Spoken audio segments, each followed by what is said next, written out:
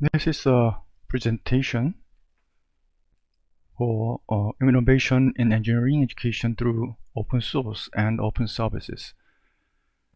I've been interested in using open services and open sources for my own work, and there are many tools I'd like to share with you to make your engineering education environment much more efficient and effective.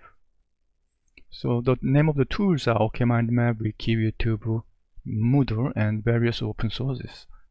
But at the end of this presentation, I'd like to provide the directory of all open sources and services, which goes beyond the items listed here. This is the picture generated by ChatGPT.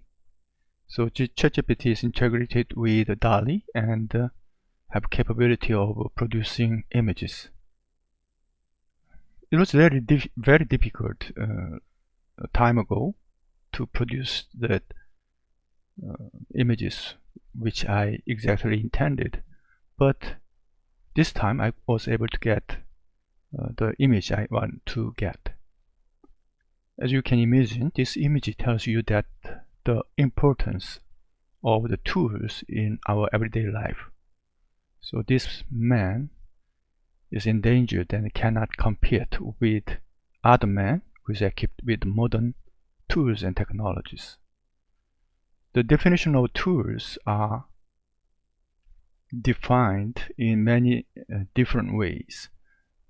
Probably even some people think the framework or method is can be defined as tools.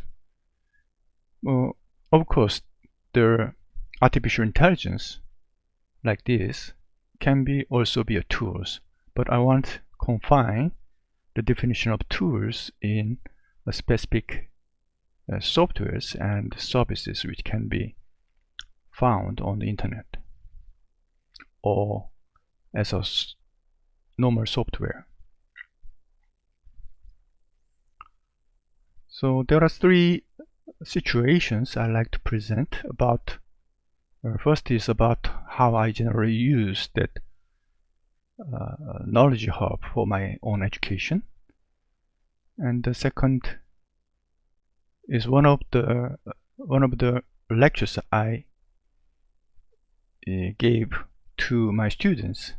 It's called college course sample. So in the sample I use many different kind of tools and very good sample to share with you how the open sources and services can be integrated in a specific course.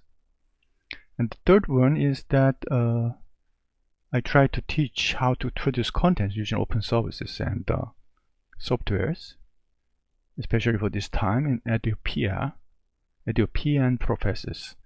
And the result was amazing, and I like to share the result with you all. The first is Knowledge Hub. This one I've been using for more than decades of years. In the heart of my educational hub, there is this Moodle, right? You know Moodle, the #1 open source LMS system. So in here you can use. There were many different kind of activities in Moodle. Moodle supports more than 30 activities. As you see, that those are all activities. Even you can find more activities in Moodle plugin directory. And if you image an activity, you can find it eventually in the Moodle directory. So many people, many educators are scared because there are so many activities and they actually cannot use all of them.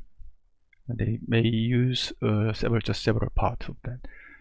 it doesn't matter actually that if you're using it properly up to your capability. I think it's okay. For me, I use 4 or 5 activities usually. So if you reference and search for my blog and wikis, you can find more cases of using this. But briefly mention, for my case, I use that I uploaded YouTube videos here, and students can watch the YouTube video on the Moodle platform. And I gave them the quiz. I posted my post on the quiz on my forum so that they can have their missions. So this is Korean. And I described what they have to do for this weekly as their weekly mission. And after this, they are supposed to solve the quiz. The quiz is something like Moodle supports more than 10 types of quizzes, many kinds. But as you can see that I'm interested in using that. This is multiple choices, the most popular one. But I'm more interested in generating the simple calculated type. Here, if you write something like a long one, I allowed my students with the help explanation of the problem questions, and I allowed the multiple trials for the same ones, because that this time you will remember this 8.7 and 300, right? And if you try another one, what was that? 8.7. Okay, change it 9.9. So they can try by themselves multiple times until they can finally understand what it is like, the concept of the quizzes. Okay, and the simple one I like to introduce is the feedback system. So feedback is that each week you don't have to do survey. You want to just make a template of feedback, and the students can answer. So the first one is that how many percentage of the lecture you think you understood. So they just write their own, opinion about that. So the average is automatically calculated, and 74%. And how is my voice? How is my speed of the lecture? And any other suggestions for my classes. So you can get the feedback from the students, and this is like a continuous upgrading your lectures each time and each year.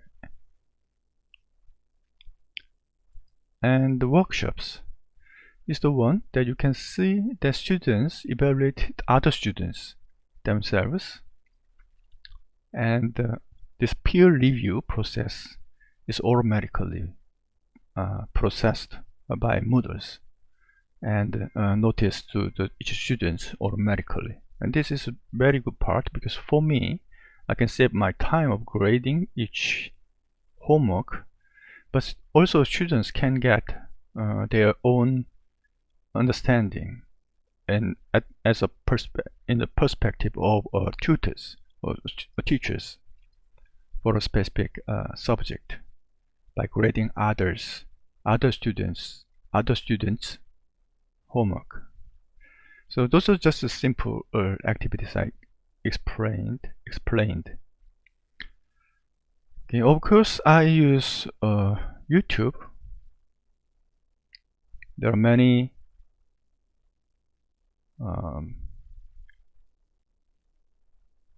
videos I made, okay, and you can sort it by subject and dates and many.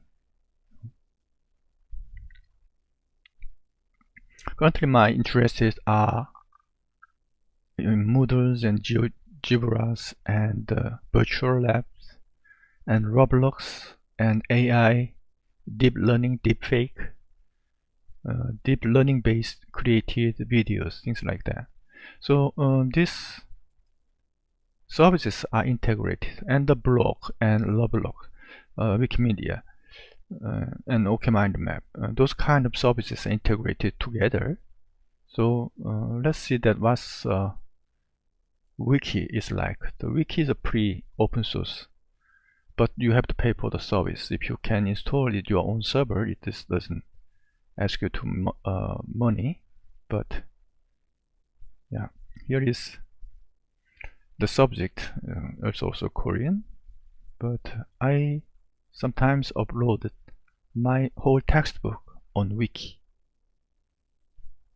Okay, so I don't know, we can translate this page. I just Google translated my site to English, so you can understand that my whole services are on wiki pages. So if you click some wiki pages, and they were able to find the textbook as a wiki. Of course, it embedded my own YouTube videos, my own GeoGebra animations, and etc. Okay. Sometimes the educational portfolio, educational page is better be expressed using blog. So I also use the blog. Blog is more oriented in as independent pages. Okay. So here actually you can let's translate English. Like this way you can provide some tips as a page.